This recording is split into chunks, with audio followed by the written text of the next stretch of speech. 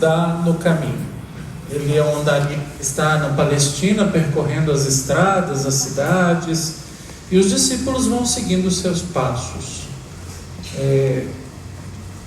E essa forma de conduzir os seus discípulos é tão marcante que no início a igreja foi chamada de seguidores do caminho.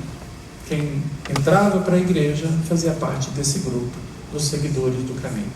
E Jesus mesmo disse: eu sou o caminho, a verdade e a vida. Ninguém vai ao Pai senão por mim. Então, a palavra caminho, ela tem uma força maior do que um lugar por onde a gente passa. Ela tem um sentido teológico, um sentido espiritual. E esse sentido espiritual significa, viver, a vida daquele que está à nossa frente. Jesus vai à nossa frente. Por isso, quando a gente começa a missa, a procissão de entrada, enquanto a gente canta, tem uma cruz à frente. É Ele que nos guia nesse caminho. A cruz nos recorda isso, que nós somos seus seguidores, que a igreja, ela está nesse caminho. Inclusive, nós estamos celebrando a finalização do sínodo. O sínodo é uma palavra que quer dizer reunião, quer dizer, a igreja usa essa palavra para designar as suas reuniões, mas a palavra quer dizer caminhar junto. Caminhar junto. Então, a igreja se reúne de vez em quando para definir como é que ela quer caminhar conjuntamente entre todos, na vida, no dia a dia. E a palavra caminho não é uma propriedade do cristianismo. Nós temos várias religiões e a cultura, que também usam essa mesma metáfora para traduzir alguma realidade, digamos, simbólica, espiritual, me lembro aqui da música do Milton Nascimento: solto a voz nas estradas, já não quero parar, meu caminho é de pedra, bonito, então, vejam que isso é muito, muito forte, essa metáfora, ela é muito própria, de toda a aventura, digamos, espiritual da humanidade. No Oriente tem uma escola de monges budistas que falam do Tao, que é o caminho, que eles seguem. Então, também é um tipo de espiritualidade que usa essa metáfora numa outra experiência religiosa. Mas voltemos para nós, porque é essa que a gente segue. Aqui, no caminho, Jesus está passando e estava na margem do caminho um homem chamado Timeu, filho de Bartimeu. A palavra Bartimeu quer dizer isso, filho de Timeu. Eu acho que eu troquei, O cego chamava Bartimeu, o pai era Timeu, Ele era o filho de Timeu. E esse homem, quando percebe que Jesus está passando, ele começa a gritar: filho de Davi, tem piedade de mim. Esse grito vai ecoar daqui para frente no Evangelho de Marcos muitas vezes, porque no final dessa caminhada e rumo à cruz, a esperança messiânica se acende no coração daquele povo que enxerga em Jesus uma esperança. Essa expressão filho de Davi significa ele é o esperado, o ungido, no caso para ser rei como Davi, e que vai restaurar todo aquele esplendor do reino de Davi. Então era mais ou menos isso que passava pela cabeça, embora o messianismo tivesse também outras nuances, outras interpretações. Mas esse homem, o Evangelho descreve como mendigo e como cego. Uma dupla exclusão, porque ele não enxerga e ele é uma pessoa necessitada. E o lugar dele, nós falávamos do caminho, como uma metáfora mais do que geográfica, algo importante aqui, o lugar dele também é mais do que geográfico, ele está à margem do caminho. Então, a gente lembra aqui da palavra marginalizado, a pessoa que é colocada à margem. E esse homem começa a gritar insistentemente: Jesus, filho de Davi, tem de piedade de mim. ao ponto das pessoas dizerem, cala, né? E aí ele gritava ainda mais forte, até que Jesus parou. Jesus o ouviu o seu grito, ouviu a sua dor, ouviu o seu sofrimento, né?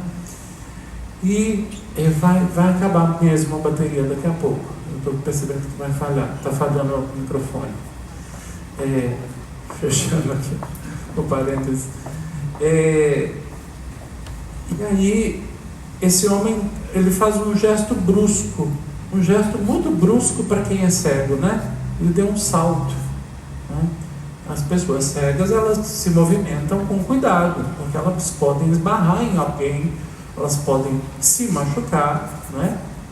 Então esse salto mostra que alguma coisa que está superando a condição dele, tem algo transbordando aqui a condição dele.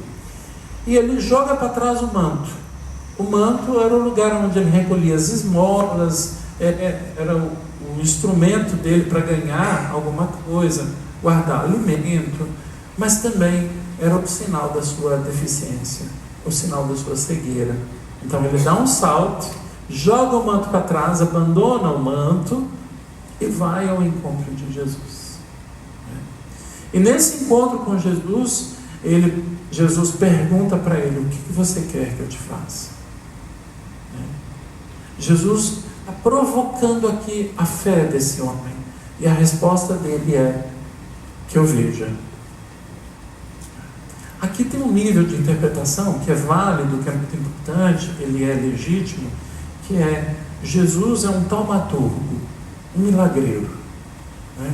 E ele tem poder para isso, nós todos sabemos.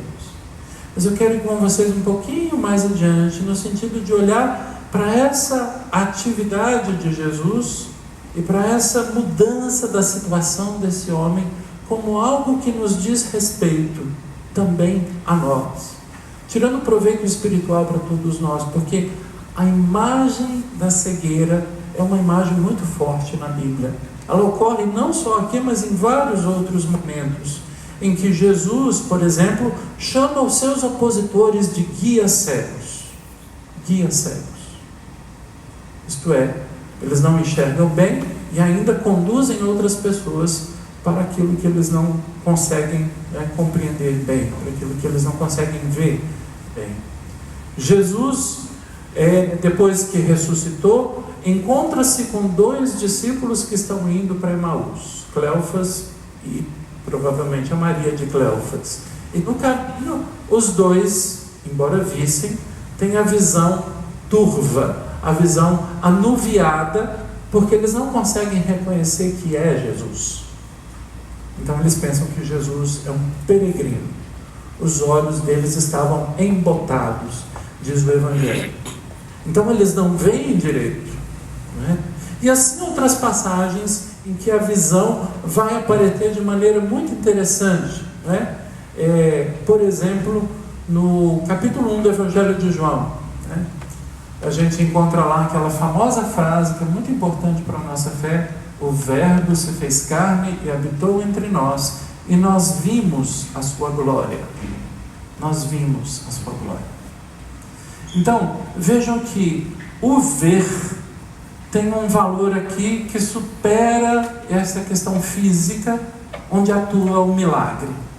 O ver aqui revela para nós alguma coisa a respeito da fé. Ver é como uma propriedade da fé. Crer em Deus é enxergar as coisas que Deus nos mostra, que Deus nos revela. Aquelas coisas que nós dizemos que são espirituais. Aquelas realidades, que não são alcançáveis de outra maneira, senão a partir dessa relação de adesão a Deus e de adesão à pessoa de Jesus. Eu estou entendendo aqui adesão como fé. A fé é uma adesão a Deus. Eu adiro a Ele, a uma vida, a uma proposta, a uma pessoa concreta.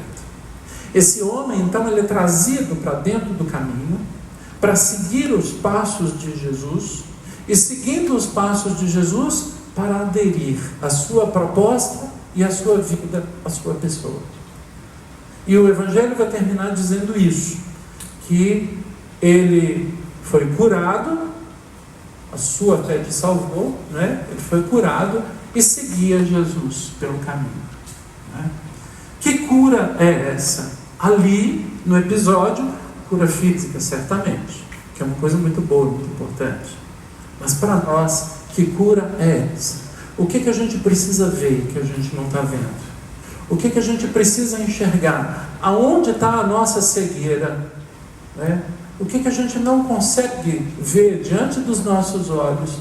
As evidências de Deus na nossa frente, na nossa vida, na nossa história. As evidências dos acontecimentos que estão diante de nós, que muitas vezes nos causam tantas incompreensões. As evidências, né, da vida das pessoas, dos fatos, dos acontecimentos e da nossa própria vida. Às vezes a gente também não se enxerga, né, no bom sentido. A gente não se vê, né? E talvez o nosso olhar seja mesmo um olhar turvo, um olhar que é incapaz de enxergar as coisas como elas são na realidade. A gente vê muito a aparência, ou quando a gente tenta aprofundar algum tipo de visão, né, a gente está sempre vendo um lado da história, um lado da coisa, né? A gente está sempre vendo uma dimensão, não tudo em sua profundidade. Então, funciona mais ou menos como um óculos que está sujo. De manhã meu óculos estava bem mais sujo. Depois da missa eu limpei, né? Porque eu usei essa mesma comparação. Tomei vergonha e limpei o óculos. Mas a vida é assim, a gente tem um óculos para ver as coisas, né? E esse óculos às vezes ajuda a gente a se aproximar de determinadas coisas, mas se ele estiver sujo ele pode atrapalhar. É o caso daquela mulher que tinha a sua pia na cozinha com uma janela bonita, ampla, né? Então ela lavava a louça enquanto olhava o quintal da vizinha. E olhando pela janela, ela viu que a sua vizinha estava estendendo as roupas. Os lençóis, que eram brancos, né, estavam, segundo ela via, muito sujos. E ela pensava, que mulher porca. Como é que ela pode estender esses lençóis sujos desse jeito? Ela não lavou direito os lençóis? Meu Deus! E chamou o marido e falou, lá bem, como é que ela tem coragem de botar aquele lençol tão sujo, né, no varal para secar? Aí o marido disse para ela, meu bem, não é isso não, é a nossa janela que está muito suja. É um pouco isso. Nós somos um pouco assim. A nossa visão é turva, né? Com relação a tudo, com relação a Deus, com relação ao caminho que Jesus nos propõe, com relação à nossa própria vida, à vida dos outros, aos acontecimentos, à história. E aqui Jesus nos oferece, né, um jeito de purificar a nossa visão, de nos fazer enxergar as coisas. O que é que Jesus nos oferece? Voltamos aos discípulos de Emaús para ajudar a gente a entender essa figura do cego em relação a nós. Os discípulos de Emaús estão no caminho, indo para casa, indo 11 quilômetros. Jesus se põe no meio deles, eles não reconhecem Jesus. E nesse caminho, sem reconhecer Jesus, Jesus explica para eles todas as Escrituras, tudo que nas Escrituras dizia a respeito a ele. A ele, desculpa. E aí o coração deles começa a pegar fogo. Isso está no texto do Evangelho de Emaús, depois vocês confiram, é Lucas 24. E é esse fogo gerado pelas Escrituras que Jesus fala aos ouvidos deles, que purifica o coração daqueles dois discípulos. E colocando-se à mesa, Jesus parte o pão, então os olhos deles se abrem. Vejam só. Então, é a palavra de Deus que nos ajuda a enxergar as coisas como Deus nos mostra, como Deus quer que a gente veja, né? E o risco é sempre, em matéria de religião e de cristianismo e da nossa fé, a gente querer impor a nossa visão àquela que Deus nos oferece nas Escrituras por meio de seu Filho. A gente inverte as coisas. A gente põe Deus como sendo, né, aquele que vai nos servir, né? Ao contrário, a nossa vida precisa ser regida por Ele. E quando a gente faz esse tipo de inversão, a gente está perdendo a capacidade de escuta. E se a gente perde a capacidade de escuta, a gente perde a fé. A gente perde a capacidade de ver. Porque, como diz Paulo, a fé vem pelos ouvidos. Então, o ver do homem cego tem a ver com a sua capacidade de escuta. Vocês sabem que todo cego escuta muito bem, né? Porque ele tem uma deficiência e ele então apura, né? Ele amplia as suas outras capacidades para compensar a que ele não tem. Então ele escuta, e os passos de Jesus que anda pelo caminho são suficientes para ele gritar: Jesus, filho de Davi, tem piedade de mim. Esse homem, ele tem os ouvidos abertos. Ele tem os ouvidos abertos. E ele sabe que Jesus pode fazer alguma coisa por ele. Por isso ele dá um salto. Por isso ele vai até Jesus encorajado pelos discípulos de Jesus. Coragem, ele te chama. Vai até ele. Então Jesus diz para ele: o que você quer que te faça? Já que você, né, deu esse salto, já que você acredita que eu posso fazer alguma coisa por você, já que você compreende, né, que eu faço uma diferença na sua vida agora. E ele diz que o veja. E aí ele andava no caminho, no meio dos discípulos de Jesus, como todos os outros discípulos. Isso diz respeito a nós profundamente, porque seguir o caminho de Jesus significa tirar dos nossos olhos todo tipo de escama que faz a gente ver as coisas diferente do que Deus nos propõe. Paulo, quando se converteu ao cristianismo, ele ficou cego. E depois de batizado, as escamas caem dos seus olhos. Ele se torna o grande pregador da fé cristã. Não é? Então, o que nós podemos agora, diante de Jesus que nos reúne aqui, né, a gente pode dizer, como esse homem cego: Senhor, que eu veja. E Jesus nos convida a abrir os nossos olhos, falando-nos a sua palavra através das leituras. Será que nós ouvimos as leituras de fato? Será que a gente compreende que quando um leitor vai até o ambão, que é esse móvel onde está as 7 velas acesas, quando ele abre o livro e proclama para nós as Escrituras, será que a gente entende que é Cristo que nos fala? É isso que a igreja ensina. Quando se leem as Sagradas Escrituras na missa, é Cristo que nos fala. Mas às vezes a gente se distrai com tanta coisa, e a gente não silencia, a gente não escuta, a gente deixa passar a sua palavra. A gente ainda não está atento como aquele homem cego que, não vendo, escuta bem os passos de Jesus. Se ele escuta bem os passos, quiçá a sua palavra. Então nós somos chamados aqui a aceitar que Jesus abra os nossos olhos pelos ouvidos, que Jesus nos dê de novo uma visão que é de Deus para nós e que vem da sua palavra, e que, vendo, a partir da escuta, nós possamos seguir os seus passos, encorajados pela igreja, pelos discípulos, encorajados, uns pelos outros, para andar atrás de Jesus, vivendo a vida dele, e andando não mais lá na Palestina, mas andando aqui, no nosso mundo, no nosso hoje, na nossa Palestina, na nossa Nazaré, no nosso dia a dia, nos nossos caminhos. Então, meus irmãos e irmãs, o Evangelho de hoje é um convite. Seja discípulo de Jesus, Seja discípula de Jesus de verdade. Entra no caminho, escuta a palavra dele, deixa ele falar. Não interpreta antes, não. Permita que ele lhe diga o que ele quer dizer. Às vezes a gente já vai a ele com muitas ideias. Joga seu manto para trás. Joga suas ideias para trás. O discípulo escuta o mestre. Mas se despoje de você mesmo, para que ele possa fazer alguma coisa por você. Para que ele te escute, te olhe e te dê de novo a visão da fé.